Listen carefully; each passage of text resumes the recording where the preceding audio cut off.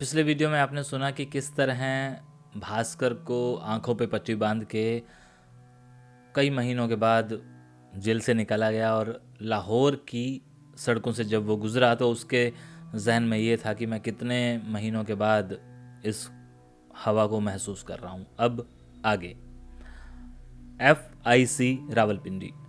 रास्ते में मुझे ASI ने समझाया, देखो तुम किसी से फालतू बात नहीं करोगे और किसी को यह नहीं पता चलेगा कि तुम हिंदुस्तानी होगे, यानी कि तुम खुद को इस तरह रखोगे या कोई भी ऐसी हरकत नहीं करोगे जिससे उन्हें यह महसूस हो कि तुम एक हिंदुस्तानी हो। मैंने तुम्हारी आंखों पर पट्टी नहीं बांधी है ताकि बेवजह कोई भीड़ हजूम इकट्ठा ना हो। हमारे लोग वहाँ बहुत सिरफरे हैं और न जाने कोई अगर तुमने कोई गलत हरकत की या उन्होंने कुछ ऐसा कर दिया जिसे हमारे लिए संभालना मुश्किल हो जाएगा। 1965 की जंग का असर अभी लोगों के दिलो दिमाग पर है। तुम्हारे बारे में अगर कोई पूछेगा तो मैं यही बतलाऊंगा कि तुम एक फरार फौजी हो और हम तुम्हें तुम्हारी यूनिट में रावलपिंडी छोड़ने जा रहे हैं। वही बात तुम कहना, समझ गए तुम? मैंने कहा, बहुत बेहतर जनाब। भगवान जाने क्यों जब हम गाड़ी में दाखिल हुए तो मेरा दिल डूब रहा था। अभी गाड़ी चली भी नहीं थी कि सूबेदार मोहम्मद असलम 596 FIU लाहौर वाला वहाँ टपका। हल्का हल्का शोर ट्रैफिक आपको सुनाई दे रहा है। जब उसने मेरी आंखें खुली देखी और हथकड़ी एक हाथ में लगी देखी तो वह ASI पर बरस पड़ा।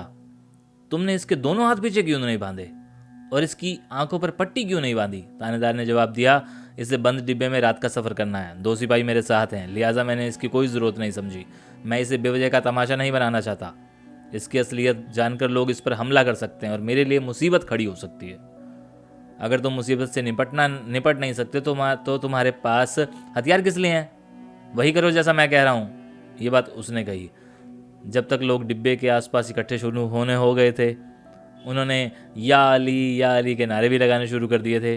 प्लेटफॉर्म पर पेट्रोलिंग करते हुए फौजी दौड़कर आए और उन्हें वहाँ से खदेड़ दिया, भगा दिया सभी लोगों को। सूबेदार अपनी अहम काना हरकत का नतीजा देखकर वहाँ से खिसक गया।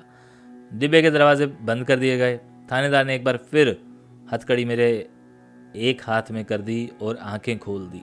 वह बड़बड़ा रहा था, बिना शक फौजी लोग दिमाग के खाली होते हैं, बेवजह मुसीबत खड़ी करते हैं।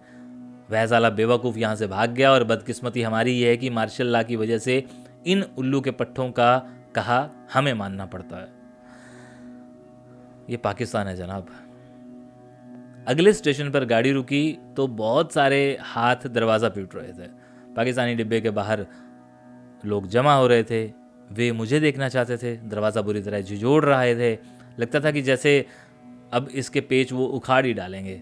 लोग थानेदार पर गालियां बरसा रहे थे। शायद कोई छोटा मोटा स्टेशन था जहां फौज की व्यवस्था नहीं थी। हालात एक बार फिर बिगड़ गए। थानेदार सूबेदार को गालियां दे रहा था जिसने उसके लिए सिरदर्द पैदा कर दिया था। अब ईंटें भी बरसनी शुरू हो गई। दरवाजे पर खिड़कियों पर धमाके हो रहे थे। इस वक्त दरवाज़ा खोलना अक्लमंदी की बात नहीं थी क्योंकि हजूम काबू से बाहर जा चुका था। अचानक मशीन गन की गोलियों की आवाज़ सुनाई दी। लोग चीखते हुए अपनी जान लेकर भाग गए। बाहर खामोशी छा गई। थानेदार ने दरवाज़ा खोला और फिर खिड़कियों के शटर हटा दिए। मध्यम रोशनी में एक फौजी पलटन दिखाई दी। पलटून, यहाँ पलाटून लिखा है।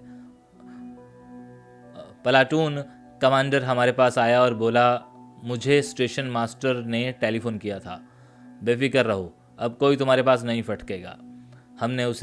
हमने उन्हें सबक दे दिया है। 4 जख्मी हैं, उनको अस्पताल भेज दिया गया है। लेकिन लोगों को कैसे पता चला कि तुम्हारे पास एक हिंदुस्तानी है? तुम्हें चौकस रहना चाहिए था भाई। ASI ने गुस्सा दिखाते हुए सूबेदार की गलती के बारे में बताया। तब प्लाटून कमांडर मेरे नज़दीक आया और मुंह पर मुक्का मारता हुआ बोला, तुम साले काफिर लोग हमारे लिए हमेशा मुसीबत रहे हो। यह देखकर थानेदार को गुस्सा आ गया और वो वहीं से डांट कर बोला, नहीं जनाब, आप ऐसा नहीं कर सकते। बराए मेहरबानी आप परे हट जाए, इसकी हिफाजत मेरी जिम्मेदारी है। प्लाटून कमांडर बड़बड़ाता हुआ चला गया। थानेदार अभी भी गुस्से से उबल रहा था। वह अपने सिपाहियों से बोला, हर स्टेशन पर तुम दोनों नीचे उतर जाना और जो कोई भी नज़दीक आकर गलत हरकत करने की कोशिश करे बेझिझक गोली मार देना, तब मैं समझ लूँगा। फिर मुझसे कहा गया, उस बेवकूफ़ ने तुम्हारे साथ जो सलूक किया है मुझे उसका अफसोस है, लेकिन बेफिक्र रहिए, आइंदा ऐसा नहीं होगा। मैंने हथेली से अपना बायां काल दबाए रखा। ऊपर की दाढ़ में बड़े जोर का दर्द शुरू हो गया था और दर्द के मारे सिर फट रहा था। गाड़ी चल पड़ी। थानेदार मुझसे बोला, अब क्या बात है, आंखों में आंसू क्यों? दाढ़ में बहुत दर्द हो रहा है जनाब, मैंने कहा। अगला स्टेशन आने दो, तुम्हारे लिए चाय मंगा देंगे। वह बोला, बहुत बहुत शुक्रिया जनाब। लेकिन दर्द इतना था कि मेरी चीखें निकलने लगी। दाढ़ का दर्द कमबख्त बहुत बुरा होता है और इसे वही अच्छी तरह समझ सकता है, वही जानता होगा जिसने कभी इस दर्द को महसूस किया होगा। दोनों कनपटियों और सिर दर्द से फटे जा रहे थे और यहाँ हॉर्न बज रहे हैं। एक सिपाही के पास सिगरेट थी। मैंने उसे सिगरेट जलाकर देने को कहा। सिगरेट का जलता हुआ सिरा मेरे दाढ़ से छुआ, कुछ आराम मिला। फिर रास्ते भर यही चलता रहा। इस वक्त मुझे अपने पड़ोसी नत्थे धोबी की याद आ रही थी, जो बचपन में दाढ़ दर्द होने पर गरम सुए लगाकर मुझे आराम दिया करता था। अब वह इलाज मेरे काम आ रहा था। अगले स्टेशन पर सिपाही जाकर चाय ले आया, लेकिन दर्द नहीं गया। अभी रात के 12 बजे थे और गाड़ी 2 बजे रावलपिंडी पहुंचने वाली थी। मगर वहां पहुंचकर भी दर्द का इलाज क्या होगा कुछ पता नहीं। अगर मैं शाही किले में होता तो राजा साहब फौरन डॉक्टर बुलवा देते, इसमें कोई शक की बात नहीं थी। थानेदार का सलूक इंसानियत और रहम वाला था, लेकिन वह भी मजबूर था। मुसीबत की घड़ियां लंबी होती हैं। घड़ी की सुइयां कछुए की तरह धीरे धीरे सरक रही थी। 2 घंटे इस तरह बीते जैसे कि 2 साल गुजर गए हों। गाड़ी पिंडी पहुंच गई। उनके लिए मुश्किल था कि अंधेरी रात में वे छावनी जाकर FIC की तलाश करते, लिहाजा उन्होंने मुझे थाने में बंद करके अगली सुबह वहां पहुंचाने का निश्चय किया। वहां बंद करते हुए थानेदार ने हवलदार को मेरे दर्द के बारे में बताया और कहा कि अगर वहां कुछ कर सकता है तो करे, अगर वह कुछ कर सकता है तो करे। हवालात में एक और पाकिस्तानी बनता। हवलदार ने उसे आवाज़ दी, ओ महीदे, इसको थोड़ी अफीम दे दो, उसके दाढ़ में बहुत दर्द है। वह शख्स ऊँगता हुआ उठा, अपनी बगल में हाथ मारा और अफीम की एक डली निकाल कर दी। कमाल है। थानेदार बोला, इतनी नहीं, इतने से तो यह मर जाएगा, इसका चौथा हिस्सा दो, मैं अभी चाय भिजवाता हूँ। हवलदार बोला, जनाब आप जाकर आराम करें, मैं सब संभाल लूँगा। मैंने ज़िंदगी में पहली बार अफीम खाई थी, जिससे मैं बहुत ज़्यादा नफ़रत की निगाहों से देखता था। अब महसूस किया कि बहुत सारी बुरी चीज़ें कभी कभार भले के लिए काम आती हैं। लग रहा था कि जैसे किसी ने जादू की छड़ी फेर दी हो। अफीम खाते ही नींद की गोद में पहुंच गया। अगले रोज़ सुबह तांगे में सवार हम रावलपिंडी छावनी की तरफ चल दिए। अब तांगा मिलिट्री अस्पताल के नज़दीक पहुंचा तो मैंने थानेदार से कहा कि वे मेरे दोनों हाथों में हथकड़ी लगा दें और आंखों पर पट्टी बांध दें। हमारी मंजिल करीब थी। मुझे मालूम था फौजी अस्पताल नज़दीक ही है। इतवार या छुट्टी का दिन था। वह सिर्फ हवलदार अब्दुल करीम खटक मौजूद था। वहाँ सिर्फ हवलदार अब्दुल रहमान खटक मौजूद था। दफ्तर बंद था। उसने गारद के सिपाही से सूबेदार शेर खान को बुलाने के लिए कहा। लंबा तगड़ा जनूनी किस्म का इंसान था। आते ही उसने थानेदार का शुक्रिया अदा किया कि वह मुझे ठीक तरह से आंखों पर पट्टी बांधकर लाया और कि मैं हिंदुस्तान का ख़तरनाक किस्म का जासूस हूँ। उसने उसे कैदी हासिल करने की रसीद भी दी। जब मेरी आंखों की पट्टी खुली तो मैंने अपने आप को बंद कोठरी में पाया। आगे चलकर यहीं मुझे सवा साल से भी अधिक समय यहीं बिताना था। जाने से पहले थानेदार ने मुझे मेरी दाढ़ के दर्द के बारे में बतला दिया। सूबेदार ने गारद कमांडर को एक आदमी साथ भेजने का हुक्म दिया। चंद मिनट बाद उसने फेरोफायरिन की शीशी भेजी और यह असरदार साबित हुई। लगाते ही दर्द गायब हो गया। FIC का यह केंद्र एक बड़ी बिल्डिंग में स्थित था, जिसके चारों ओर कांटोदार तार लगी थी। उन दिनों 1 और 8 की गारद हुआ करती थी, यानी 1 गारद कमांडर और 8 सिपाही। हर वक्त 2 सिपाही पहरा देते। एक संगीन ताने मेरे सिर पर खड़ा रहता, दूसरा चक्कर लगाता रहता। वह चक्कर लगाकर पहले की तरह आ जाता और संगीन तान कर खड़ा हो जाता, फिर पहला चल देता और यह क्रम 24 घंटे चलता।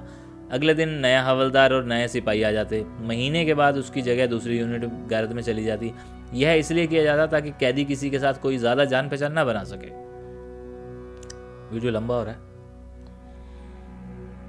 FIC के स्टाफ में एक बददिमाग पठान मेजर कमाल रजा जादुन होता था। यातना देने में माहिर कैप्टन सईद भी था, जिसे चीनी में ट्रेनिंग मिली थी। 2 JCO, एक सूबेदार शेर खान और दूसरा नायब सूबेदार अनवर। क्लर्कों में NCOs थे। हवलदार बहादुर रहमान खटक पठान जिंदा दिल इंसान था। शायद इन दरिंदों में वही एक रहमदिल था, बाकी सब भेड़िए जिनकी जीभ पर हर वक्त खून पीने के लिए लपलपाती रहती। मेरा खाना गारद के साथ होता और मुझे वही खाना खाने को मिलता जो वो खाते, यानी मेरे साथ एक फौजी वाला ही बर्ताव किया जाता।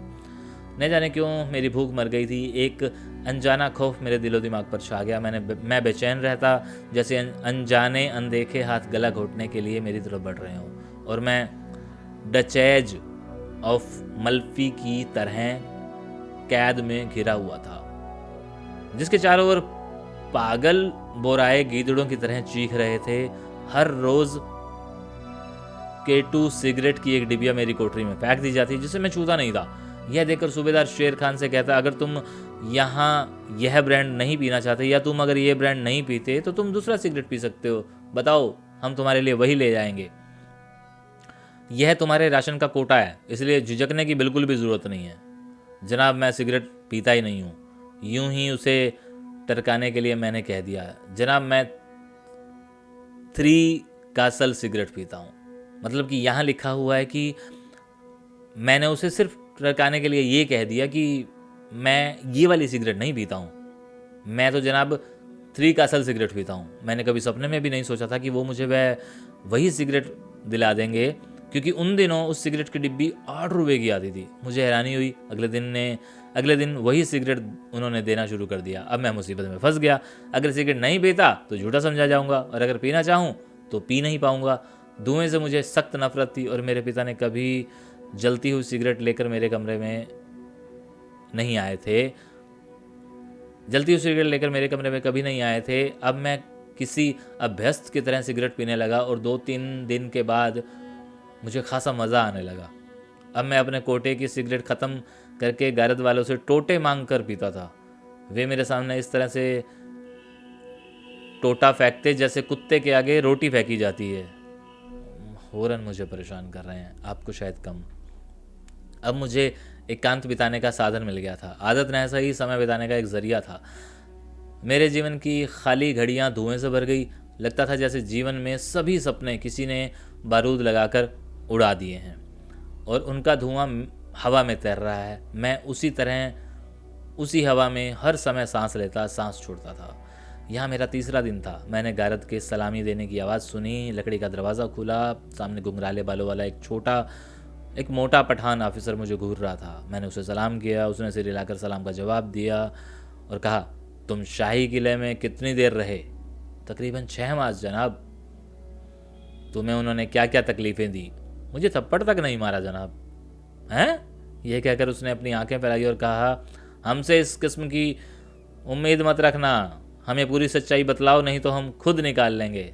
मैंने पहले भी यही सच बताया था और यही वजह है कि शाही किले वाले अफसरों ने मुझे बिल्कुल कुछ नहीं कहा, वरना मैं उनका रिश्तेदार नहीं था। मैंने जवाब दिया।